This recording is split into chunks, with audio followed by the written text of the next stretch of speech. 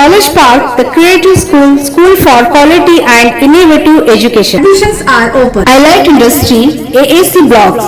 Construct your dream home with quality products. KRK Giri, Silk and Sarees. North east graduate MLC election को लेकर BJP ex minister Suresh Kumar का बसों कल्याण दौरा। नमस्कार, मैं वर्षा रानी, आप देख रहे हैं बीके न्यूज। बीके न्यूज में आपका स्वागत है। बसों कल्याण 27 मई 2024 को north east graduate MLC election के चलते ex minister of primary and secondary education of Karnataka S Suresh Kumar का बसों कल्याण दौरा। इस दौरे में ex minister S Suresh Kumar ने मीडिया से बात करते हुए बताया कि north east graduate MLC election के बीजेपी उम्मीदवार अमरनाथ पाटिल का इस इलेक्शन में जीतना तय है और कहा कि जिस तरह से लोकसभा इलेक्शन का सेंट्रल में बीजेपी का अच्छा रिजल्ट आने वाला है, उसी तरह एमएलसी इलेक्शन का रिजल्ट भी अच्छा आएगा, क्योंकि अमरनाथ पाटिल लोगों के बीच जाकर अच्छा काम कर रहे हैं, उनकी समस्या को सुन रहे हैं, इसीलिए उनका जीतना तय है।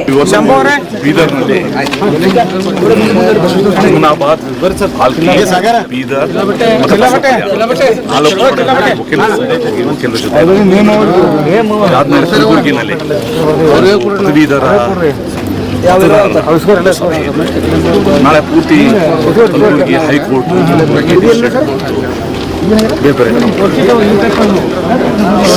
ಕಲ್ಯಾಣ ಕರ್ನಾಟಕದ Noble Public School English Medium. Admissions are open. Nursery to higher classes. Sina Public School English Medium with Hifzul Quran. Admissions are open. ಭಾಗದಲ್ಲಿ ನಡೀತಾ ಇರೋ ಪದವೀಧರ ಕ್ಷೇತ್ರ ಈಶಾನ್ಯ ಪದವೀಧರ ಕ್ಷೇತ್ರ ಇಲ್ಲಿ ನಮ್ಮ ಅಭ್ಯರ್ಥಿ ಅಮರನಾಥ್ ಪಾಟೀಲ್ ಎಲ್ಲ ಕಡೆ ಸದಭಿಪ್ರಾಯವನ್ನು ನಾವು ನೋಡ್ತಾ ಇದ್ದೀವಿ. ಅವ್ರ ಹಿಂದೆ ವಿಧಾನ ಪರಿಷತ್ ಸದಸ್ಯ ಆಗಿದ್ದ ಒಳ್ಳೆ ಕೆಲಸ ಮಾಡಿದ್ದಾರೆ, ಜನರಿಗೆ ಸಿಗುತ್ತಾರೆ. ನಾವೇನೋ ಇಶ್ಯ ಕೊಟ್ಟರೆ ಅದನ್ನು ವಿಧಾನ ಪರಿಷತ್ನಲ್ಲಿ ಅದನ್ನು ಪ್ರಸ್ತಾಪ ಮಾಡ್ತಾರೆ, ನ್ಯಾಯ ಒದಗಿಸ್ಕೊಡ್ತಾರೆ ಅಂತ ಒಂದು ಜನರಲ್ ವಿಶ್ವಾಸ ನೋಡ್ತಾರೆ. ಮತ್ತು ಇಡೀ ರಾಜ್ಯದಲ್ಲಿ 6 ಕಡೆ ಏನು ವಿಧಾನ ಪರಿಷತ್ಗೆ ಚುನಾವಣೆ ನಡೀತಾ ಇದೆ, 6 ಕಡೆನೂ ಕೂಡ ಒಂದು ಒಳ್ಳೆ ವಾತಾವರಣ ಇದೆ.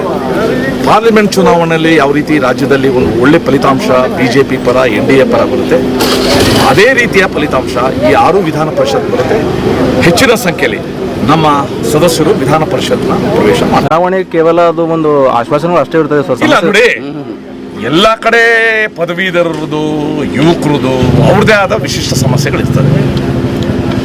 ಅದಕ್ಕೋಸ್ಕರ ಪದವೀಧರ ಕ್ಷೇತ್ರ, ಶಿಕ್ಷಕರ ಕ್ಷೇತ್ರ ಅಂತ ಒಂದು ವಿಶೇಷವಾದ ವರ್ಗಗಳ ಮೂಲಕ ವಿಧಾನ ಪರಿಷತ್ ಸದಸ್ಯ ಕಳಿಸ್ತಾ ಇದ್ದೀವಿ.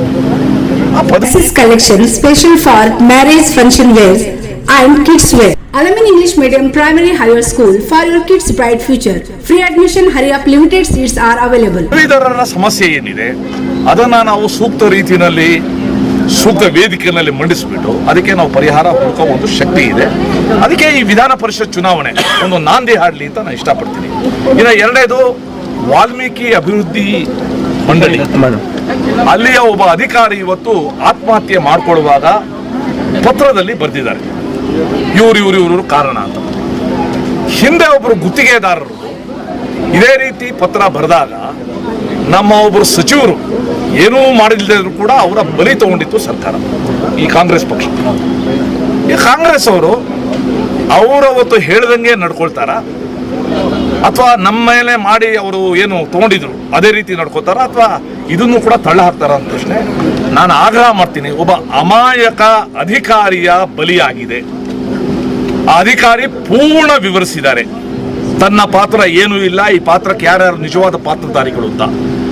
ಈ ಬಗ್ಗೆ ಬಹಳ ತುರ್ತು ತೀರ್ಮಾನ ತಗೋಬೇಕು. ಆ ಸಚಿವರು ಯಾರಿದ್ದಾರೆ, ಅವರ ಪಾತ್ರ ಏನಿದೆ ಅದನ್ನ ಕಂಡಿಡಿದು ಕ್ರಮ ತಗೊಂಡಾಗ ಈ ಸರ್ಕಾರದ ವಿಶ್ವಾಸಾರ್ಹತೆ ಹೆಚ್ಚುತ್ತೆ, ಆ ತೀರೋಗಿರೋರ ಆತ್ಮಕ್ಕೆ ಶಾಂತಿ ಸಿಗುತ್ತೆ. ಸರ್, ಕೊನೆಯದಾಗಿ ಈಶ್ವರ್ ಖಂಡ್ರೆ ಅವರು ಹೇಳ್ತಾ ಇದ್ದಾರೆ ಕರ್ನಾಟಕದಲ್ಲಿ ಮೋದಿ ಅಲ್ಲಿ Foreigner Academic, the inspiring school English medium school for excellency and potential education. Admission are open. Orchards Public School admissions are open. ತಾಲೀಮ್ ದೋನೋ ಜಹಾಂ ಕಿ. ಇಲ್ರಿ, ಅದು ಏನು ಈಗ ಈ ಸರಿ ಲೋಕಸಭೆಯಲ್ಲಿ ಕಾಂಗ್ರೆಸ್ ಸೀಟ್ ಹೆಚ್ಚಿಗೆ ಬರ್ತವೆ ಅಂತ ಹೇಳ್ತಿದ್ದಾರೆ ಸರ್. ಸರ್, ಈಗ ಈಶ್ವರ್ ಖಂಡ್ರೆ ಅವರು ಮಾತು ಹೇಳ್ತೀನಿ, ನಾವು ಮಾತಾಡೋದು ಬೇಡ, ಅವರು ಮಾತಾಡೋದು ಬೇಡ. ಜೂನ್ 4ನೇ ತಾರೀಕು ಮಧ್ಯಾಹ್ನ 12 ಗಂಟೆಗೆ ಈಶ್ವರ್ ಖಂಡ್ರೆ ಅವರು ಮಾತಾಡಿ, ನಾನು ಮಾತಾಡ್ತೀನಿ. ರಾಜ್ಯದಲ್ಲಿ ಬಿಜೆಪಿ ಹಿಂದೆ ಸೀಟ್ ಎಷ್ಟಿಗೆ ಎತ್ತಿತ್ತು ಇವತ್ತು, ಯಾಕಂದ್ರೆ ಅವರ ಸಚಿವ ಸಂಪುಟದಲ್ಲಿ 2 ಸಚಿವರು ಹೇಳಿದ್ದಾರೆ ಬಿಜೆಪಿ ಒಂದಂಕಿ ದಾಟಲ್ಲ ಅಂತ. ಅವರೆಲ್ಲ ಹಿಂದೆ ತುಂಬಾ ಒಂದಂಕಿ ಲಾಟ್ರಿ ಆಡ್ತಾ ಇದ್ರು ಅಂತ ಕಾಣುತ್ತೆ, ಒಂದಂಕಿ ದಾಟಲ್ಲ ಅಂತ. ಇನ್ನು ಅವ್ರ ಮುಖ್ಯಮಂತ್ರಿ ಹೇಳ್ತಾರೆ ಇಡೀ ದೇಶದಲ್ಲಿ 200 ಅಂಕಿ ದಾಟಲ್ಲ ಅಂತ. ನಮಗ್ ಗೊತ್ತಿದೆ ಗ್ರೌಂಡ್ ರಿಯಾಲಿಟಿ ಏನು ಅಂತ. ಅದಕ್ಕೋಸ್ಕರ ಈಗ ಅವರು ರಾಗ ಬದಲಾಯಿಸಿದ್ದಾರೆ. ಮುಂಚೆ ಯಾರ್ಯಾರು ಶಾಸಕರು ರೆಸ್ಪಾನ್ಸಿಬಲ್ ಮಂತ್ರಿಗಳು ಅವ್ರನ್ನ ಮಂತ್ರಿ ಪದವಿಯಿಂದ ತೆಗಿತೀವಿ ಅಂತ ಹೇಳಿದ್ರು. ಹಾಗೆ ತೆಗಿಯೋಕೆ ಹೋದ್ರೆ ಮಂತ್ರಿ ಬಂಡಲವೇ ಇದು ಖಾಲಿ ಆಗ್ಬಿಡ್ತದೆ. ಸೊ ಅದಕ್ಕೋಸ್ಕರ ಈಗ ಇಲ್ಲ ರೀಶಫಲ್ ಇಲ್ಲ ಅಂತ ಹೇಳ್ತಾ ಇದ್ದಾರೆ. ಅವರು ಕೂಡ ಸತ್ಯ ಗೊತ್ತಿದೆ. ಈಶ್ವರ್ ಖಂಡ್ರೆ ಅವ್ರದ್ದು ಕಂಪಲ್ಷನ್ ಇದೆ ಅವ್ರ ರೀತಿ ಹೇಳಬೇಕು ಅಂತ. ಜೂನ್ 4 ಈಶ್ವರ್ ಖಂಡ್ರೆ ಅವರ ಅನಿಸಿಕೆ ಕರೆಕ್ಟು, ಜನರ ಭಾವನೆ ಗೊತ್ತಿರುವ ನಮ್ಮ ಅನಿಸಿಕೆ ಕರೆಕ್ಟು ಗೊತ್ತಾಗುತ್ತೆ.